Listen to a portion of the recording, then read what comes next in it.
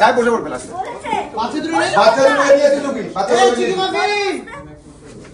চিকি muffin Riyan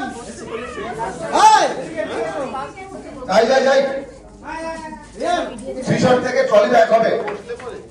একদিক দিয়ে অরিন্দর ঋতু, আরেকদিক দিয়ে জুনিয়র রব তিমির অর্ণা দেখা।